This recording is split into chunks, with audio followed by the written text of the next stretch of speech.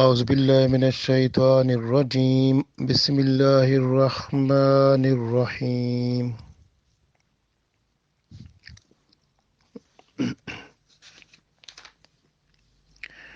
وما علمتم من الجوارح مقلبین تعلمونہن مما علمکم اللہ فَكُلُوا مِمَّا أَمْسَكْنَا عَلَيْكُمْ وَاذْكُرُوا اسْمَ اللَّهِ عَلَيْهِ وَاتَّقُوا اللَّهَ إِنَّ اللَّهَ سَرِيعُ الْحِسَابِ۔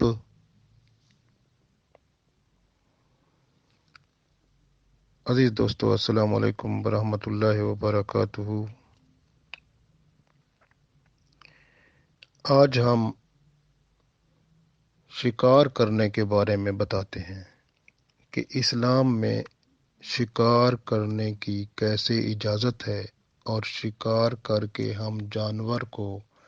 کیسے حلال کر کے کھا سکتے ہیں۔ میں نے آپ کے سامنے سورہ مائدہ کی آیت نمبر 4 تلاوت کی ہے، اس کا وہ حصہ جو شکار کرنے کے لیے ہے۔ ایک دفعہ رسول پاک صلی اللہ علیہ وآلہ وسلم کے پاس عدی بن حاتم رضی اللہ تعالیٰ عنہ، یہ حاتم تائی کے جو بیٹے تھے عدی بن حاتم، یہ اور ان کے ساتھ زید الخیر رضی اللہ تعالیٰ عنہ، یہ دونوں رسول پاک صلی اللہ علیہ وآلہ وسلم کے پاس تشریف لے آئے اور آپ صلی اللہ علیہ وآلہ وسلم سے عرض کیا کہ یا رسول اللہ صلی اللہ علیہ وسلم، ہم کتوں اور باز کے ذریعے شکار کرتے ہیں، یعنی کتے کے ذریعے شکار کرتے ہیں اور باز کے ذریعے شکار کرتے ہیں، کیا یہ ہمارے لیے حلال ہے؟ تو جب انہوں نے سوال کیا تو اس وقت جبرائیل علیہ السلام اللہ کے رسول صلی اللہ علیہ وسلم کے پاس تشریف لے آئے اور انہوں نے یہ آیت پڑھی۔ اس میں سے وہ حصہ جو شکار کے متعلق ہے وہ میں نے آپ کے سامنے تلاوت کیا، دوبارہ تلاوت کر لیتے ہیں۔ وما علمتم من الجوارح مقلبین تعلمونہن مما علمکم اللہ فَكُلُوا مِمَّا أَمْسَكْنَا عَلَيْكُمْ وَاذْكُرُوا اسْمَ اللَّهِ عَلَيْهِ وَاتَّقُوا اللَّهَ إِنَّ اللَّهَ سَرِيعُ الْحِسَابِ۔ تو اس میں اللہ تعالیٰ نے ارشاد فرمایا، سب سے پہلے جانور جس کو شکار کرنے کے لیے استعمال کرنا ہے اس کو آپ نے سدھایا ہوا ہو یا سکھایا ہوا ہو۔ وَمَا عَلَّمْتُم مِّنَ الْجَوَارِحِ، یعنی اس شکاری جانور کو آپ سدھائیں، سکھائیں۔ جب وہ سیکھ جاتا ہے اور وہ شکار جس طرح اس نے پکڑنا ہے، مقلبین تعلمونہن مما علمکم اللہ، یعنی اس کو اس طرح سکھائیں جس طرح اللہ تعالیٰ نے آپ کو سکھایا ہے، یعنی وہ شکار پکڑنے کا طریقہ جو اس کا ہے، یعنی وہ منہ میں لے گا یا اس کو، یعنی جب اس کو پکڑے گا شکار کو تو اس کو کٹ لگائے گا، صاف ظاہر ہے کہ اس کو جب پکڑے گا تو اس کے اوپر کوئی نہ کوئی زخم ہوگا، تو وہ شکار کے اوپر کوئی نہ کوئی زخم ہوگا، تو اس طرح کی بات، تو وہ ایسی بات ہوگی تو پھر وہ شکار کو جب زخمی حالت میں آپ کے سامنے لائے گا تو آپ اس شکار کو کھا سکتے ہیں، آپ کے لیے حلال ہوگا، لیکن اس میں ایک شرط ہے کہ جب آپ نے وہ جانور جس کو آپ نے سدھا لیا ہے شکار کے لیے، کتا ہو باز ہو، جب آپ اس کو شکار کرنے کے لیے چھوڑیں گے تو آپ اللہ کا نام لے کر چھوڑیں گے، بسم اللہ اللہ اکبر کہہ کر وہ شکاری کتے کو چھوڑیں گے یا شکاری باز کو، یا جو جانور جس کے ذریعے سے آپ نے شکار کو پکڑنا ہے اس کو چھوڑیں گے تو آپ بسم اللہ اللہ اکبر پڑھ کر اس کو چھوڑیں گے۔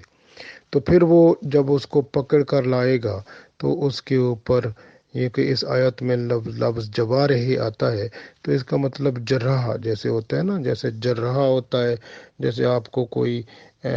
کہیں زخم ہو جائے تو جرح کے پاس جاتے ہیں، جرح جیسے سرجن کہتے ہیں، کٹ لگاتا ہے، پیپ نکال لیتا ہے۔ تو اس طرح سے یعنی وہ جانور جو ہے، جب آپ کا جانور جو کہ شکاری کتا ہو یا وہ جو بھی جانور ہے، تو وہ بسم اللہ اللہ اکبر پڑھ کر جب اس کو چھوڑیں گے، اگر وہ جانور کو پکڑ کر لے آتا ہے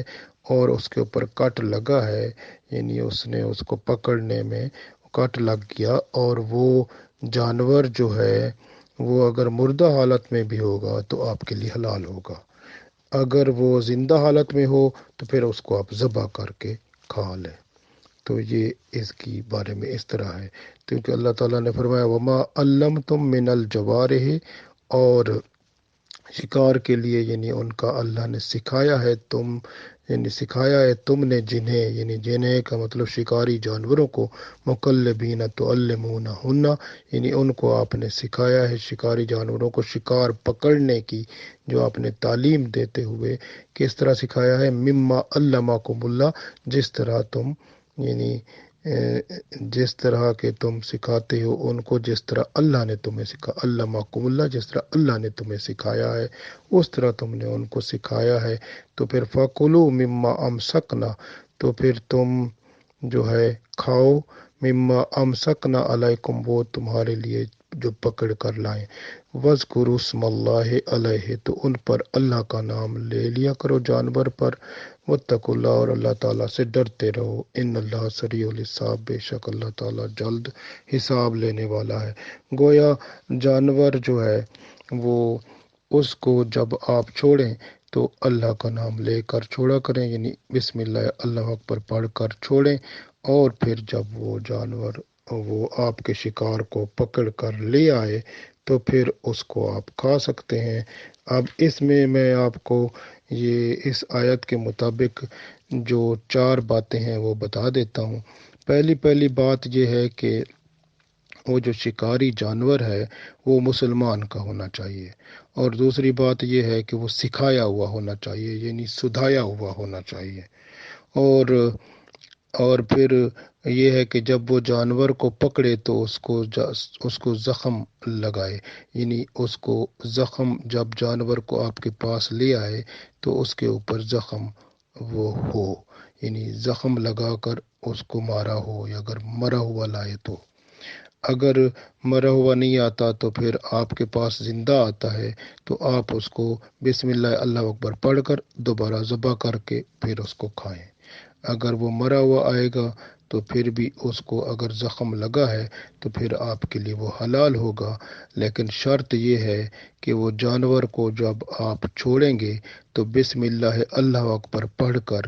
آپ چھوڑیں گے، یعنی جب اس کو شکار کرنے کے لیے چھوڑیں گے تو وہ شکار جب پکڑ کر لے آئے گا، اگر وہ شکار مردہ حالت میں ہے لیکن وہ اس کے اوپر زخم یا کٹ لگا ہوا ہے تو وہ آپ کے لیے حلال ہے، کھا سکتے ہیں، اور اگر وہ زخمی ہوا ہے لیکن زندہ ہے تو آپ اس کو دوبارہ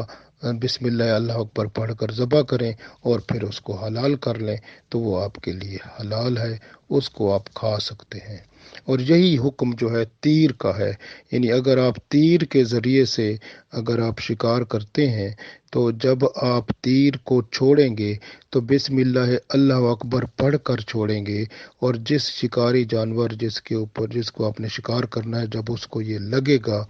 تو وہ جانور اگر مر جاتا ہے تو پھر بھی آپ کے لیے وہ حلال ہوگا، اگر وہ جانور مرتا نہیں زندہ رہتا ہے تو آپ اس کو ذبح کر کے اس کو آپ کھا سکتے ہیں، وہ حلال ہوگا۔ تو اب اس کے بارے میں ہم رسول اللہ صلی اللہ علیہ وآلہ وسلم سے عرض کرتے ہیں، تو آپ صلی اللہ علیہ وسلم حدیث جو ہے وہ بیان فرماتے ہیں پہلی حدیث جو ہے بخاری اور مسلم دونوں کتابوں میں موجود ہے۔ حضرت عدی بن حاتم رضی اللہ تعالی عنہ کہتے ہیں کہ مجھ سے رسول اللہ صلی اللہ علیہ وسلم نے فرمایا کہ جب تو تربیت یافتہ کتے کو شکار پر چھوڑنے کا ارادہ کرے تو اللہ تعالیٰ کا نام لے۔ تو اس کا مطلب ہے کہ جب شکاری کتے کو جب چھوڑیں تو بسم اللہ اللہ اکبر پڑھ کر چھوڑیں۔ پھر آگے رسول پاک صلی اللہ علیہ وسلم فرماتے ہیں، پھر اگر تیرا کتا شکار کو پکڑ رکھے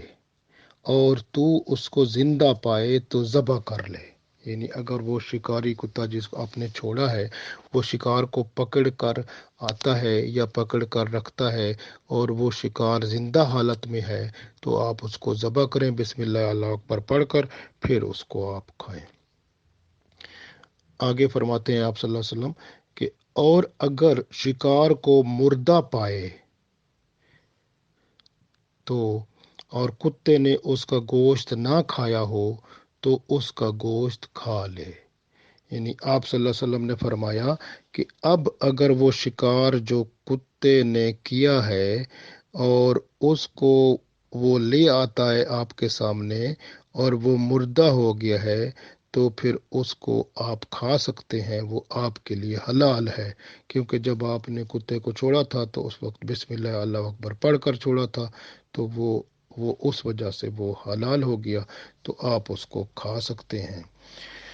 اس کے بعد فرماتے ہیں آپ صلی اللہ علیہ وسلم نے فرمایا اور اگر کتے نے اس شکار میں سے کچھ کھا لیا ہو تو پھر اس شکار میں سے نہ کھا، اس لیے کہ اس کو کتے نے اپنے کھانے کے لیے رکھ لیا ہے۔ تو یہ آپ صلی اللہ علیہ وسلم نے فرمایا کہ اگر وہ کتا جو ہے وہ شکار کو کچھ کھا لیتا ہے تو پھر وہ آپ اس کو نہیں کھائیں گے، کیونکہ وہ آپ کے اوپر حلال نہیں ہوگا، وہ کتے کی خوراک ہے، پھر اس کے لیے رہنے دیں۔ آگے فرماتے ہیں آپ صلی اللہ علیہ وسلم اور اگر تیرے کتے کے ساتھ کسی اور کا کتا ہو اور دونوں میں سے کسی نے شکار کو مار ڈالا ہو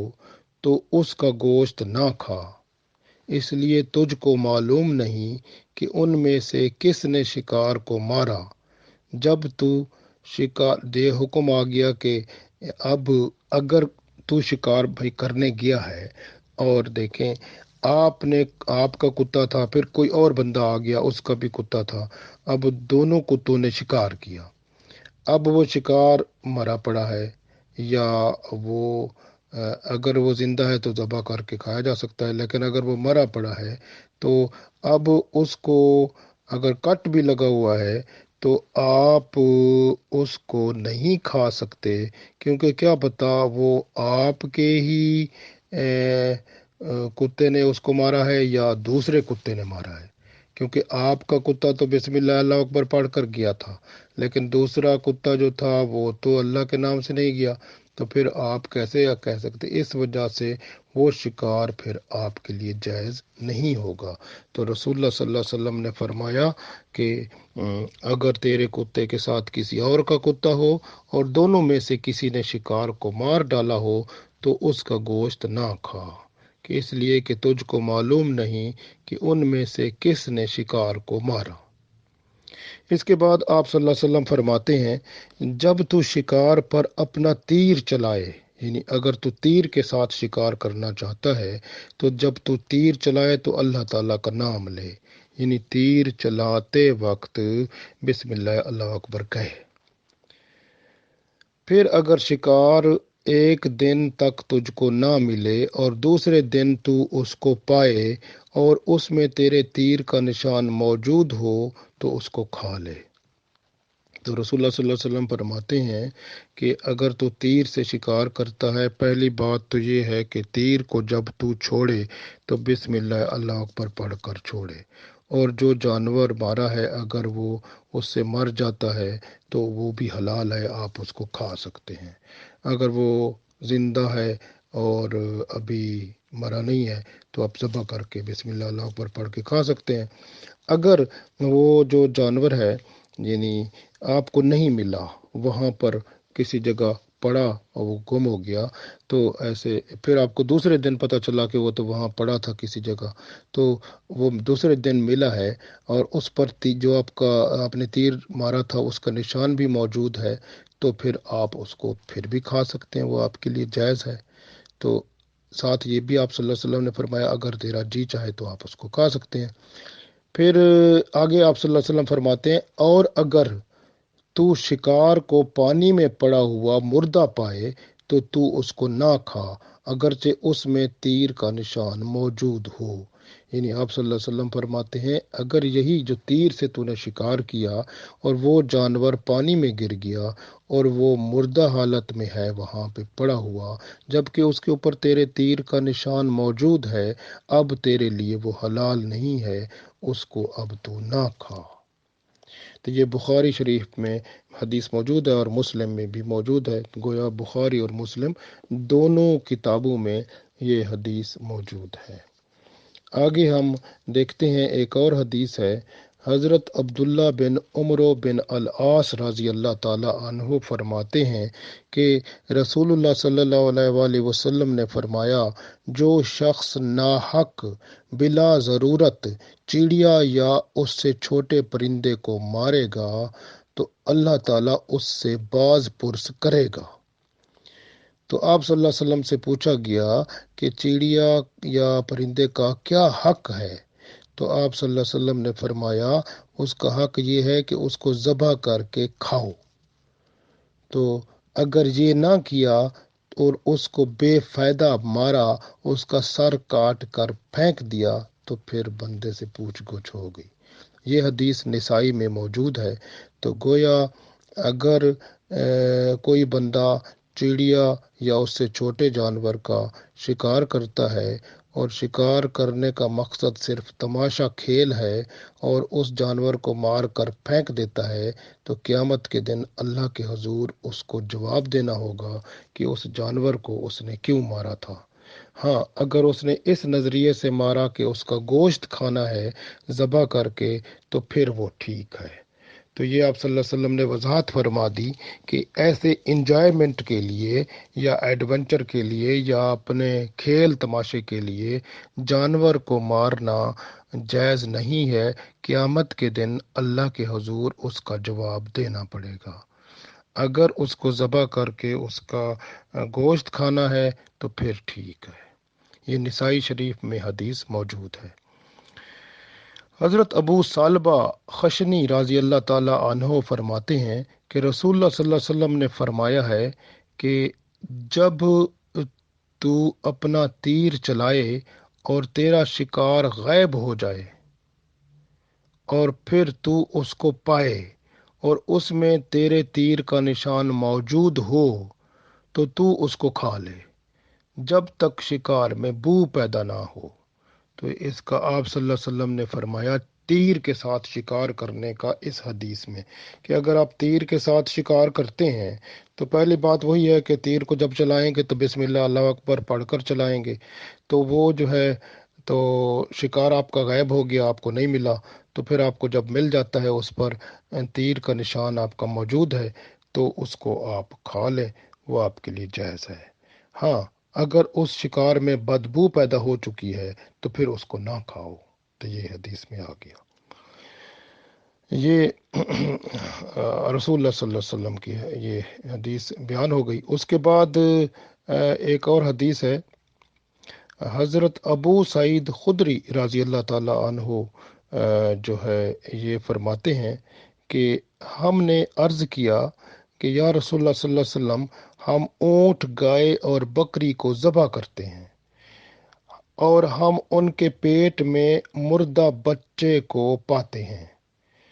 उसको हम फेंक दें या खा लें। तो आप सल्लल्लाहु अलैहि वसल्लम ने फरमाया अगर तुम पसंद करो तो खा लो, इसलिए कि उनकी माँ का ज़बह करना उनका यानी बच्चे का भी ज़बह करना है, तो गोया वो भी ज़बह हो गया। तो ये अबू दाऊद में हदीस मौजूद है। तो इसका मकसद ये है कि इसमें आप सल्लल्लाहु अलैहि वसल्लम ने ये फरमा दिया कि जब आप गाय बकरी या भैंस या किसी जानवर को آپ ذبح کرتے ہیں اور اس یعنی وہ جگہ جانور جو ہے مادہ ہے، یعنی اونٹنی ہے یا گائے ہے یا بکری ہے، تو وہ پریگننٹ ہے، یعنی اس کے پیٹ میں کوئی بچہ ہے اور مردہ بچہ ہے، تو فرمایا کہ اگر آپ وہ بچہ کھانا چاہو تو آپ کھا سکتے ہو، لیکن اگر نہ چاہو تو چھوڑ دو اس کو۔ یہ بندے کے اوپر ہی ڈیپینڈ کرتا ہے۔ تو یہ آپ صلی اللہ علیہ وسلم نے اس کی اجازت دے دی۔ تو گویا یہ بچہ جو پیٹ میں موجود ہو، فرمایا کہ اس کی ماں کا ذبح کرنا اس کا ذبح کرنا ایک ہی ہے، تو وہ سمجھو ذبح ہو گیا ہے۔ جو پیٹ میں ہو چاہے مردہ بھی ہو، اگر آپ کھانا چاہو تو کھا سکتے ہو۔ تو یہ آپ صلی اللہ علیہ وسلم نے بندوں کے اوپر چھوڑ دیا۔ ابو داؤد میں یہ حدیث موجود ہے۔ حضرت عبداللہ بن عباس رضی اللہ تعالیٰ عنہ فرماتے ہیں کہ رسول پاک صلی اللہ علیہ وسلم نے چوپائیوں کو لڑانے سے منع فرمایا ہے۔ یہ حدیث جو ہے ترمذی شریف میں بھی موجود ہے، ابو داؤد میں بھی موجود ہے۔ گویا چوپائے کا مطلب ہے چار پاؤں والے جانور، جیسے کتے ہیں، کتوں کی کشتی کراتے ہیں نا، کوئی ریچھ کی کشتی کراتے ہیں، ریچھ اور کتوں کی حرام ہے۔ اللہ کے رسول صلی اللہ علیہ وسلم نے سختی سے منع فرمایا ہے۔ تو یہ جو ہے یہ ترمذی شریف میں حدیث ہے، ابو داؤد میں حدیث ہے۔ تو اس طرح سے جانوروں کی جو ہے لڑانا جو ہے اللہ کے رسول صلی اللہ علیہ وسلم نے منع فرمایا ہے۔ تو حضرت عبداللہ بن عباس رضی اللہ تعالیٰ عنہ نے یہ راوی ہیں، فرماتے ہیں رسول اللہ صلی اللہ علیہ وسلم نے چوپائے جو چار پاؤں والے جانور ہیں ان کے لڑانے سے منع فرمایا ہے۔ ترمذی شریف میں حدیث موجود ہے، ابو داؤد میں موجود ہے۔ تو کوئی بھی جانور ہوں، چار ٹانگوں والے جو بھی جانور ہوں، اس کو لڑانے کی اجازت نہیں ہے۔ آگے حضرت خالد بن ولید، ماشاءاللہ کتنے بہادر سپاہی تھے، حضرت خالد بن ولید رضی اللہ تعالیٰ عنہ اس کے راوی ہیں۔ یہ حدیث ہے، اس میں وہ روایت کرتے ہیں کہ رسول اللہ صلی اللہ علیہ وسلم نے گھوڑے، خچر اور گدھے کا گوشت کھانے سے منع فرمایا ہے۔ دیکھیں حضرت ابو داؤد میں یہ حدیث موجود ہے، اور یہ حضرت خالد بن ولید رضی اللہ تعالیٰ عنہ اس حدیث کے راوی ہیں۔ فرماتے ہیں کہ رسول اللہ صلی اللہ علیہ وسلم نے گھوڑے کے گوشت، خچر کے گوشت اور گدھے کے گوشت کھانے سے منع فرمایا ہے۔ ابو داؤد میں یہ حدیث موجود ہے۔ حضرت عبداللہ بن عمر رضی اللہ تعالیٰ عنہ فرماتے ہیں کہ رسول اللہ صلی اللہ علیہ وسلم نے فرمایا ہے کہ ہمارے لیے دو مردے اور دو خون حلال اللہ تعالیٰ نے کر دیے ہیں۔ دو مردے سے مراد مچھلی، یعنی ایک مچھلی حلال ہے کہ جو وہ پانی سے باہر آتی ہے مردہ حالت میں ہو تو حلال ہے، آپ کو ذبح کرنے کی ضرورت نہیں، کھا سکتے ہیں۔ اسی طرح ٹڈی جو ہوتی ہے، آپ کو پتہ ٹڈی دل جیسے آتے ہیں تو وہ ٹڈی بھی حلال ہوتی ہے۔ اور دوسرا آپ صلی اللہ علیہ وسلم نے فرمایا خون، دو خون حلال ہیں۔ دو خون سے مراد ایک جگر جس کو ہم کلیجی کہتے ہیں وہ حلال ہے، اور دوسرا تلی جو ہے وہ حلال ہے۔ تو یہ دونوں حلال ہیں۔ تو یہ حدیث ابن ماجہ میں موجود ہے۔ اس کے بعد حضرت عبداللہ بن عمر رضی اللہ تعالیٰ عنہ سے ایک روایت ہے کہ رسول پاک صلی اللہ علیہ وسلم نے کتوں کو مار ڈالنے کا حکم فرمایا، مگر جو شکاری کتے ہیں جو بکریوں کی حفاظت کے لیے ہوتے ہیں یا مویشیوں کی حفاظت والے ہوتے ہیں ان کو مارنے سے منع فرمایا ہے۔ تو بخاری اور مسلم دونوں میں حدیث موجود ہے۔ یہ کتے جو ہیں فالتو کتے، ان کو مارنے کا حکم موجود ہے، لیکن جو کتے شکاری ہوتے ہیں ان کو مارنے سے منع فرمایا ہے۔ اور جو محافظ کتے ہوتے ہیں، چاہے وہ مویشیوں کے یعنی بھینس اور گائے یا کسی اور چیزوں کے جانوروں کے ہوتے ہیں یا بکریوں کے لیے حفاظت کے ہوتے ہیں، جیسے گاؤں میں لوگ پالتے ہیں کتے، وہ جو ان جانوروں کی حفاظت کرتے ہیں، تو یعنی کہ وہ ان کے علاوہ فالتو کتوں کو مارنے کا حکم موجود ہے۔ بخاری مسلم میں یہ حدیث موجود ہے۔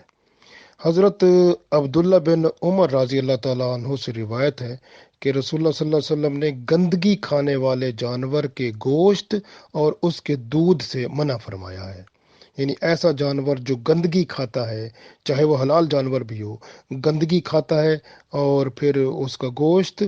اور اس کا دودھ جو ہے وہ حرام ہے۔ سور بھی یہی کھاتا ہے، اور جو جانور ایسا کھاتا ہو تو وہ اس کا دودھ بھی حرام ہے اور اس کا گوشت بھی حرام ہے۔ تو یہ ترمذی شریف میں حدیث موجود ہے۔ ہم نے آج ماشاءاللہ یہ پڑھا کہ شکار کیسے کرنا ہے، اور اس کے ساتھ ہم نے حلال حرام کے بارے میں، کچھ اور جانوروں کے بارے میں بھی پڑھا۔ اللہ تعالی ہمیں حلال روزی عطا فرمائے اور حلال رزق۔ سب سے پہلی بات یہ ہوتی ہے کہ جب ہم حلال چیز کھاتے ہیں تو کمائی بھی حلال ہونی چاہیے، تو پیسے جو ہم جس سے وہ چیز خریدیں گے وہ حلال ہونے چاہیے، اس کے بعد وہ چیز جو خریدی جائے وہ بھی حلال ہونی چاہیے، تو پھر انشاءاللہ حلال اور پاک ہوگی، تو پھر اللہ تعالیٰ کی رحمت سے ہم اللہ تعالیٰ کو یاد کرنے والے بن جائیں گے۔ اللہ تعالیٰ ہمیں اپنی یاد سے منور فرمائے، اس دنیا میں جب رخصت فرمائے تو اسی کی یاد میں ہی ہم دنیا سے رخصت ہوں۔ آمین۔